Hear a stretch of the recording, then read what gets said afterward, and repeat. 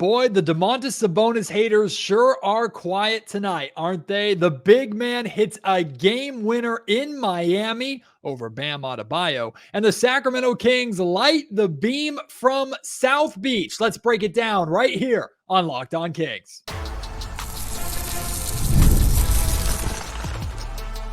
You are Locked On Kings, your daily Sacramento Kings podcast, part of the Locked On Podcast Network. Your team every day. And now, ladies and gentlemen, it is that time. Time for another episode of Locked On Kings. Hello and welcome into Locked On Kings, your podcast hub for Sacramento Kings coverage all season long. Today's episode is brought to you by FanDuel. You can start the season with a big return on FanDuel. New customers can place a $5 bet and you'll get started with $150 in bonus bets if you win that first $5 bet. Visit FanDuel.com to get started. My name is Matt George. I have the privilege of being your host here. I'm a Sacramento sports anchor and reporter for ABC 10 News. And man, over the last couple of hours, I've been chomping at the bit to get home and record this podcast. I was actually out with the family. I was watching a college basketball game this evening, but of course I had the game up on my phone, and I looked like an absolute idiot with my pop from my seat. Nothing was going. It was like a dead ball on the game that was actually happening in front of me, and I popped when Domantas Sabonis hit that game winner. I made a joke of it on social media, but it's 100% true. My facial expression was the same facial expression on that janky Dwayne Wade statue that they built for the Miami Heat legend. If you haven't seen that statue, go and check it out. His facial expression on that statue is the exact same facial expression that I had when Sabonis hit that game winner off balance putback floater off of 1 foot after the offensive rebound. And he did it over Bam Adebayo to secure the victory with 0.7 seconds remaining. Domantas Sabonis tonight, 16 points, 16 rebounds, and 7 assists for the big man. And like I said in the introduction, I haven't heard a dang thing. I haven't seen a tweet. I haven't heard nothing from those Sabonis haters out there, or the guys that want to point out Sabonis's flaws every chance that they get, or the guys that chime in on Domantas Sabonis and only bring up what's happened in the playoffs because they don't really have anything else to say about the man, right? None of those accounts saying a damn thing tonight. None of them giving Domantas Sabonis his flowers for being in the right position, for being the rebound king that he is, getting that ball, putting it back up, and stealing a win in Miami, which is a historically very, very difficult place for the Sacramento Kings to play. I think G-Man Gary Gerald shared that this is just the 6th Kings win in Miami in like 32 seasons that the Kings have tried to beat the Heat in Miami. Miami is not an easy place for the Sacramento Kings to win, and for the Kings to win like a couple of game winners now in Sacramento's history in Miami, with De'Aaron Fox hitting one. He had the tip dunk years ago when he still had the long hair. That might have been either his rookie or his sophomore season in the league. And then you have Domantas Sabonis with his game winner tonight. And it has to be pointed out that Sabonis's game winner was over Bam Adebayo. Now, here's what I'm not going to do. I'm not going to drag Bam Adebayo in any kind of way, because I am a fan of Bam Adebayo. I think Bam Adebayo is a fantastic center. But I have stayed true to the take because I don't really think it's a take. I think it's clear when you actually watch both these players play. Domantas Sabonis is the more skilled center out of the two.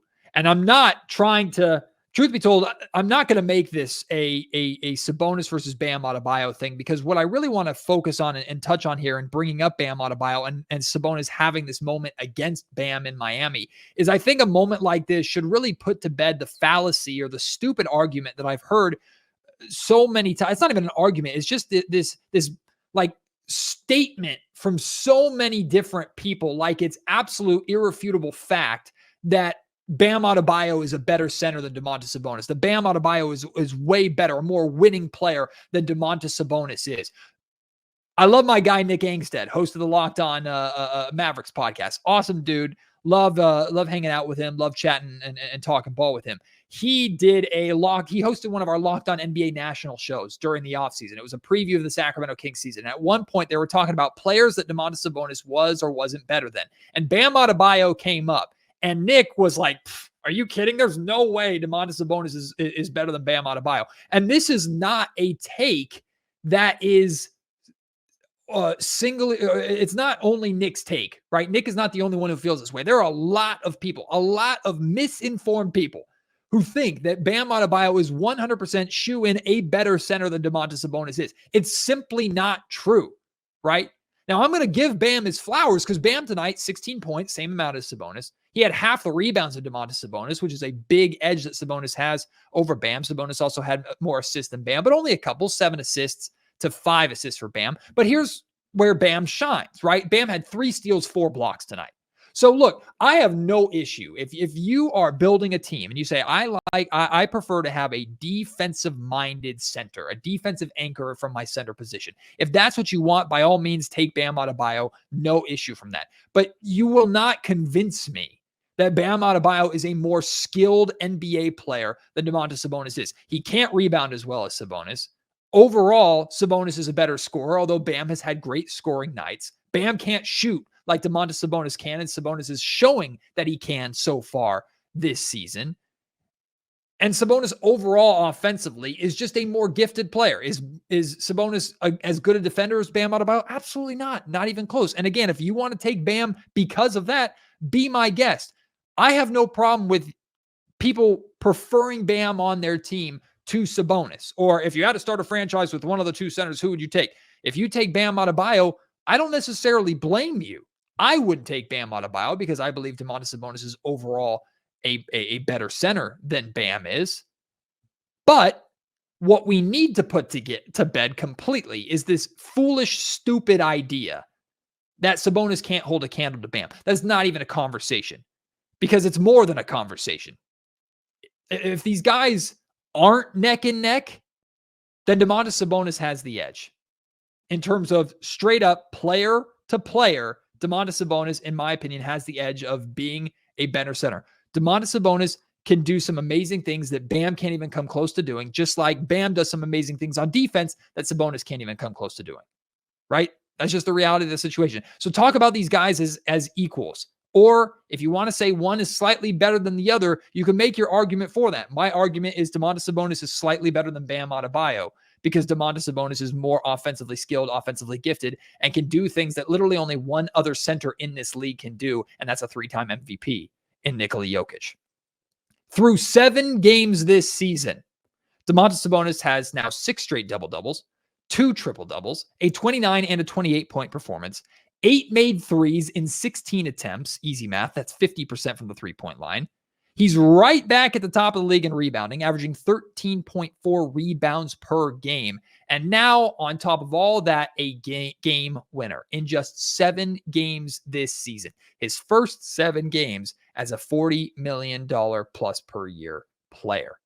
And all those people that were so loud and so vocal about that contract and him not being worth that contract, I haven't heard a damn thing from them over these 7 games. And I sure as hell don't want to read a tweet from Kevin O'Connor or start to hear all of you little rodents coming out of the hole in the wall when Sabonis has a bad game, because it will happen at some point. Sabonis is going to have a bad game at some point, right?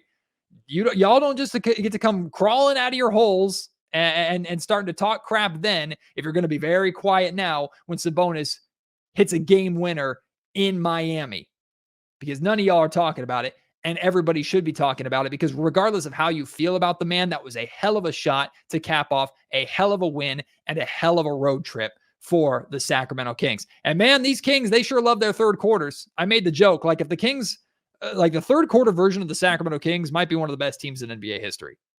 Of course, that's not true, but I'm exaggerating. But the Kings play their best basketball, at least this version of this Kings team plays their best basketball in the third quarter. It's been that way all season long so far. They're actually currently 3rd in the NBA in third quarter points per game. 3rd in the NBA. They average 31.9 points per game in the third quarter. That they're second in third quarter field goal percentage. They're shooting on average 53.5% from the field in the third quarter. Tonight, they outscored Miami 37-13 in the third quarter. They turned a 15-point Heat lead. Yeah, the Heat led by 15 points very early on in that third quarter. So the Kings built a 9-point lead at one point in that third quarter. Sacramento shot 68% from the field, 57% from three in the third quarter, which is a big deal considering how horribly they shot in the first half. And they held the Heat to 30% shooting from the field and 12% shooting from three-point range in the third quarter after the Heat were red hot. I think they were 11 of 20 from three-point range in the first half. Again, for context, like I said, the Kings shot 68% from the field in the third quarter. They shot 45% from the field in the first half. The Kings shot 57% from three in the third quarter. They shot 21% from three in the first half. And it was all led by the boy, should I say the man, De'Aaron Fox. 16 points, 7 of 10 shooting from the field, 2 of 3 from three-point range in the third quarter alone. The next closest scorer for the Sacramento Kings was Keegan Murray with 7 points.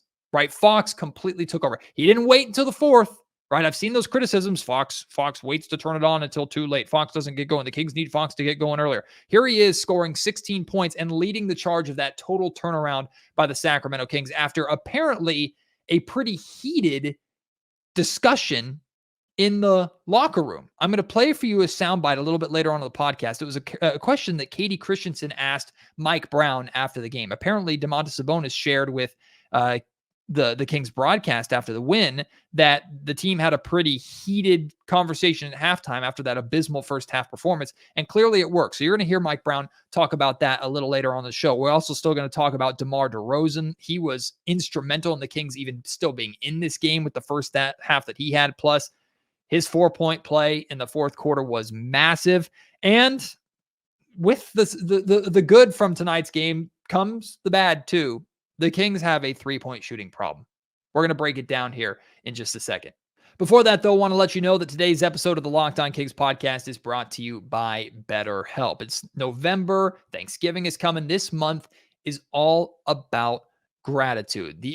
We have so many people in our life that we're grateful for, right? That we share thanks and give thanks to and give praise and show love to during this month. But sometimes we don't thank ourselves enough. It's hard to remind ourselves that we are trying our best to make sense out of everything that goes on in this crazy world. It's not easy to do, right? And here's a reminder to send some thanks to yourself as well as the people in your life this Thanksgiving. Look, you always need to be focusing on taking care of yourself as best as you possibly can. And I'm not just talking about physically in the gym or eating right or those things that we talk about openly without any hesitation, right? I'm talking about mental health, right? Mental health is so unbelievably important.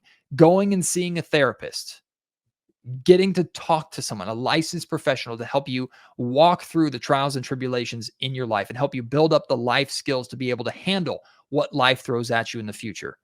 That's so unbelievably important, right? And you can go and see a therapist for any reason. Trust me, I was the kind of person that felt like my issues weren't big enough or important enough to need the help of a therapist or the expertise of a therapist. I could not have been more wrong. If you're thinking of starting therapy, and I highly encourage you to consider it, give BetterHelp a try. It's entirely online, designed to be convenient, flexible, and suited to your schedule. All you do is fill out a brief questionnaire. You'll get matched with a licensed therapist, and you can switch therapists at any time for no additional charge. Let the gratitude flow with BetterHelp. Go to betterhelp.com/LockedOnNBA today and get 10% off your month. That's your first month, rather. That's BetterHelp, HELP.com/LockedOnNBA.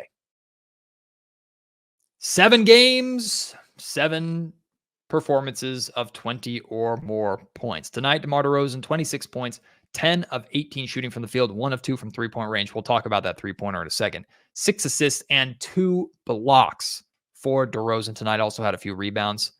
15 of those 26 points were in the first half, where he shot 6 of 9 from the field in the first half. The next closest Kings in the first half were Keegan Murray, Domantas Sabonis, and De'Aaron Fox, all with 7 points each. Let me tell you right now, if the Kings don't have DeMar DeRozan, this game is over by halftime with how poorly they were shooting. And thank God the Sacramento Kings have DeMar DeRozan, not just for tonight, but for this season in general, because like we're going to break down it a little bit, the Kings have a very, very blatant 3-point shooting issue.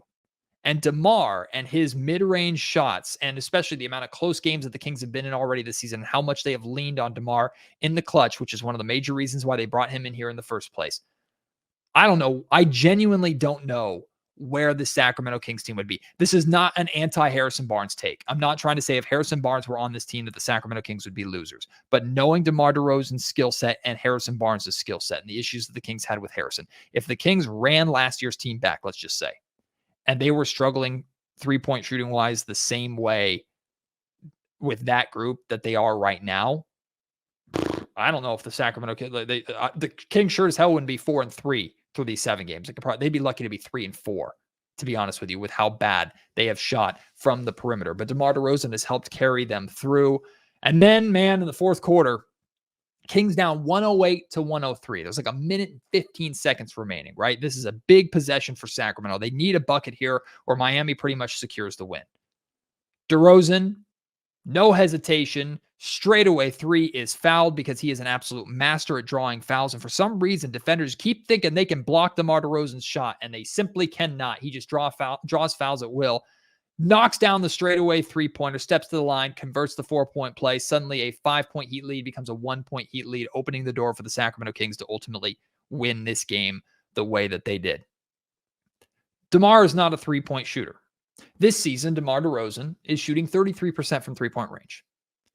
We know the 3-point shot is not the best part of his game. But here's what's important about DeMar DeRozan 3-point shooting. This season, DeMar has made, in 7 games, DeMar has made 6 threes. Okay? 5 of those 6 threes have been in either the fourth quarter or in overtime. So when the game is on the line, when it's crunch time, Kings got to have a bucket. Kings need a big 3 to close a gap or to create some separation.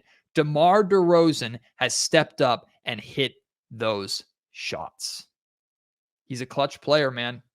It's in his veins. So while DeMar is certainly not going to lead the Sacramento Kings in 3-point shooting, although I haven't checked the team shooting percentages, his 33% might be in the upper half of this roster with how bad the Kings in general are shooting from 3-point range. We know DeMar, the 3-point game is not going to be where DeMar excels, but he's hitting big threes when the Kings need it. And outside of that 3-point shooting, his mid-range shooting, his ISO scoring, his getting to the foul line has all been so freaking good to start this season. Who cares about that 33% from 3 for DeMar by himself? We do care about the Kings' 3-point shooting percentage because, y'all, it's a problem. It's a problem. We don't get to say, oh, it's just preseason. The Kings will figure it out in once the regular season starts. We don't get to say that crap anymore. And like I told you then, I did not feel that the games suddenly counting meant that the shots were just going to automatically start falling for this Kings team. And going back to last season, we heard a lot of the same stuff that we've kind of heard now, which is Kings are getting good looks. They're generating good looks. I'd argue the Kings are generating better 3-point looks now than they were last season. And so many times last season, we heard Mike Brown or different people say, they're going to start falling. Those shots are going to start falling. Those shots are going to start falling. We're hearing it already this season. Those shots are going to start falling. They're going to start falling. I know we're only 7 games in, so hopefully this is just a cold start. But based off the pattern of last season, preseason, and these first 7 games, when the hell are these shots going to start falling? Because they're not falling.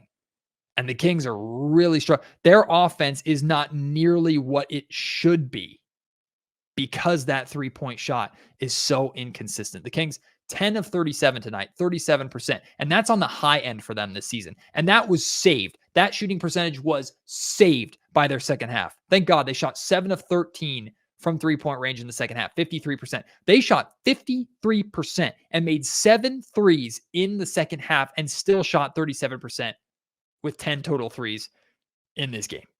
That's how bad that first half was, right? The Sacramento Kings were desperately trying to shoot their way through it. And God, they've been trying to shoot their way out of this funk all season long to this point, and it just ain't working. They entered tonight's game 26th in the NBA in three-point shooting percentage, shooting 32% from three. That's not good. Even worse, and this stat was pointed out by Jason Ross actually on the Sacramento Kings pregame show on the radio with Henry Turner. The Kings, coming into tonight, I don't know how much this number has changed. I'm sure it's changed a little bit. Coming into tonight, the Kings were shooting 21% on wide open threes. That makes zero sense. That's nothing the defense is doing.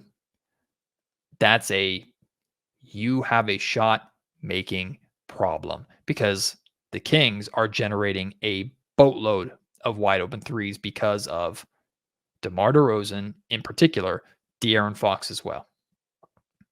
You have two of the most terrifying mid-range to at the rim scorers in this league with an unbelievable individual isolation ability who are opening up looks for everybody on the perimeter. And the Kings are shooting 21%, or were going into tonight, 21% from three-point range with wide open threes where there wasn't a defender within 6 feet. That's really, really, really bad. Really bad.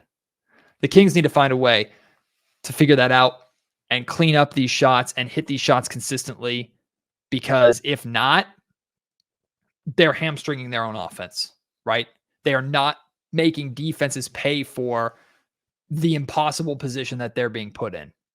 Defenses, like when they have to guard DeMar DeRozan or help on DeMar DeRozan or help on De'Aaron Fox, right? They're forced into a horrible decision where it's like, I got to abandon my man on the perimeter to help out and give up an open look. As of right now, defenses are okay taking that risk because the Kings aren't making them pay for it. And the Sacramento Kings run a 4 to 5 out style offense, right? Where they have inside the Kings practice facility, around the 3-point line, there are different dots. There's 2 dots in the corner, 2 dots on the wings, and 1 dot up top. That's where everybody's supposed to stand to create as much spacing as possible. What good is creating all that spacing when the open shots that you're getting from that spacing, you're not knocking down?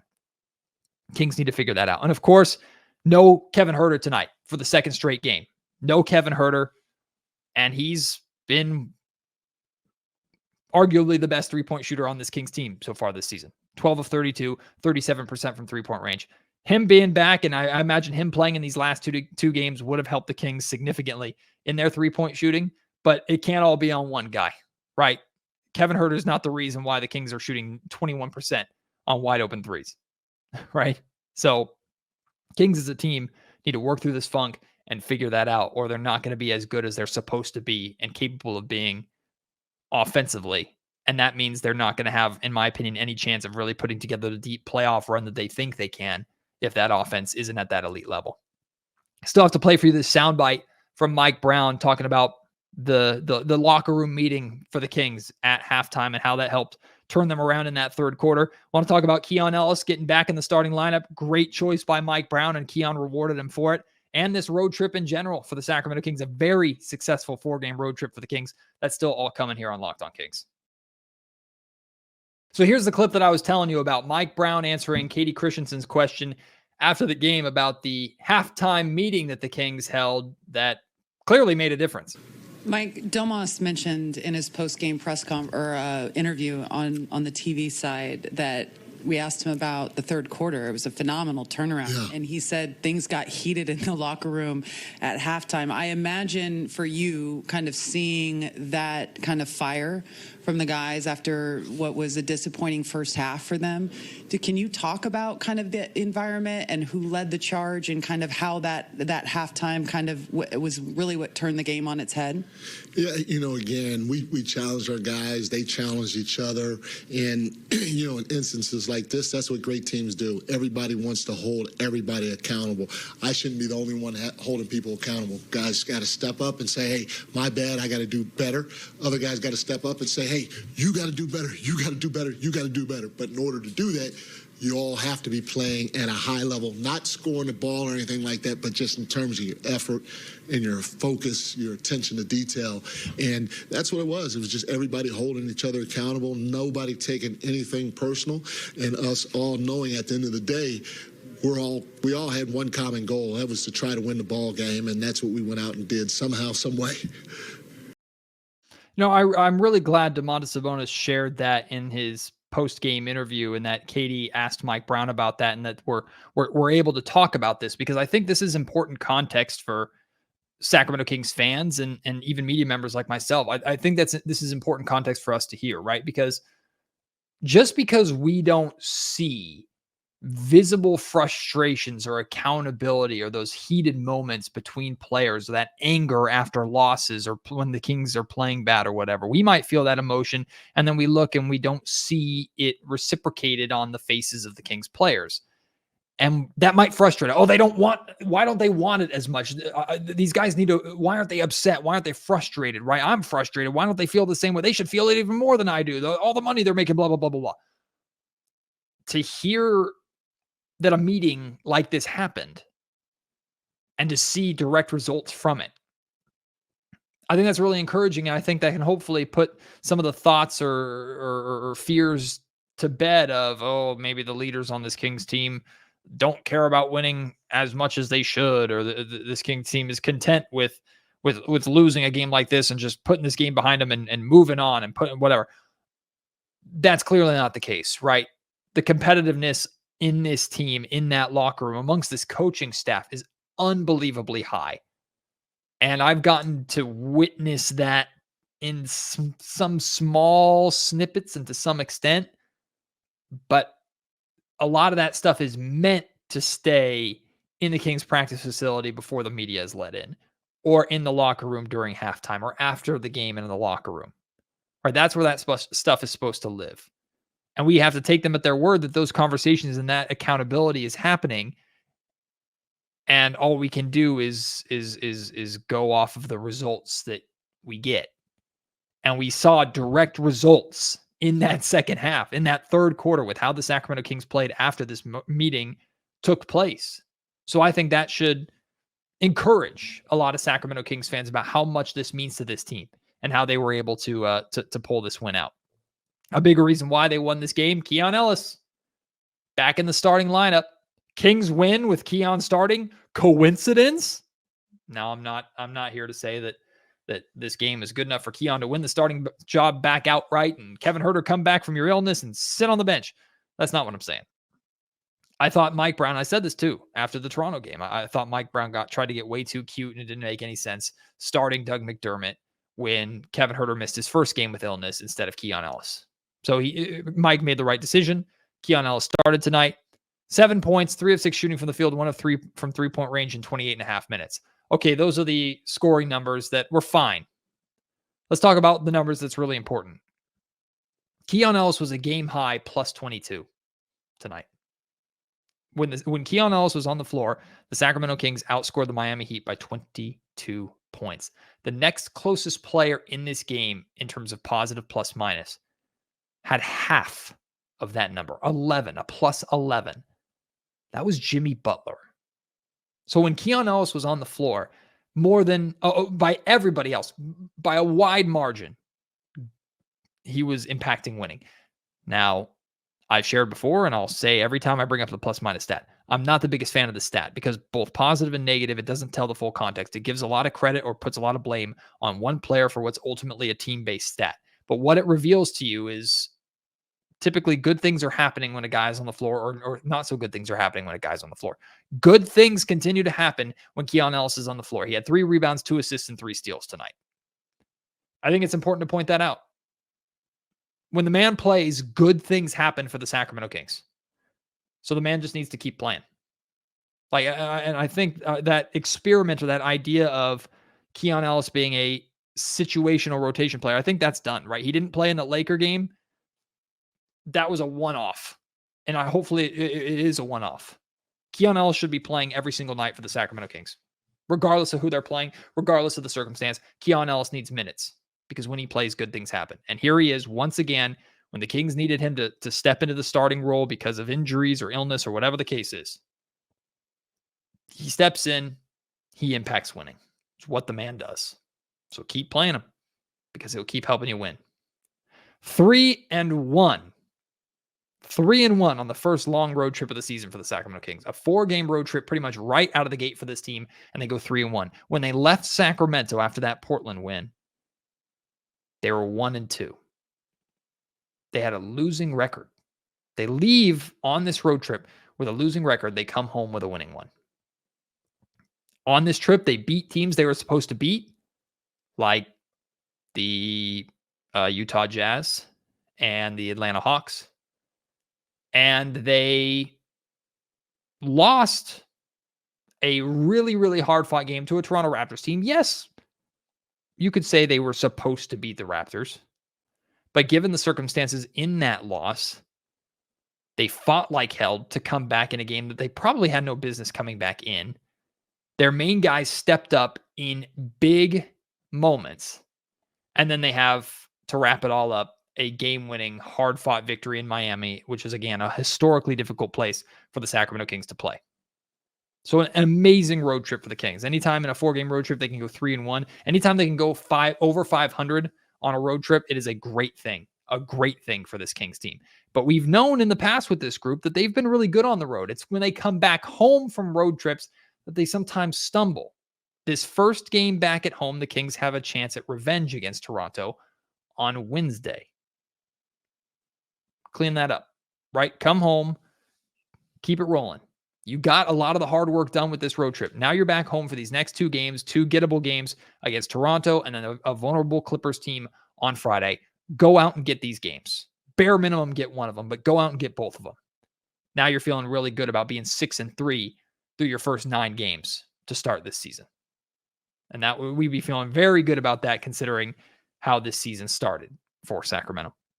All right, I'm interested to hear your thoughts. Your thoughts on Domantas Sabonis' game winner, how DeRozan and Fox played in this game. Your thoughts on the Kings 3-point shooting issues. Hey, let them fly. Share them with me at MattGeorgeSack on Twitter. Email me, mattgeorgesports@gmail.com.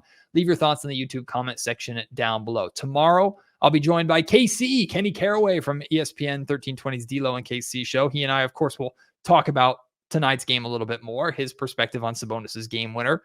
Want to ask him and talk to him about the 3-point shooting too and kind of gauge how concerned he is by this 3-point shooting for the Kings. That's all going to be on tomorrow's podcast, so I hope you will join me for that. And then, of course, I will be inside the Golden One Center for Kings and Raptors on Wednesday. I'll have a post-game pod from the Golden One Center after that. And if you're going to the game, would love to see you and say hi to you in person. So make sure you come by top of section 105. Hopefully I'm up there, and I'd love to see you then. Appreciate your support. Can't wait to have you join me on the next episode of Locked On Kings. Until then, my name is Matt George. You've been listening to the Locked On Kings podcast, part of the Locked On Podcast Network.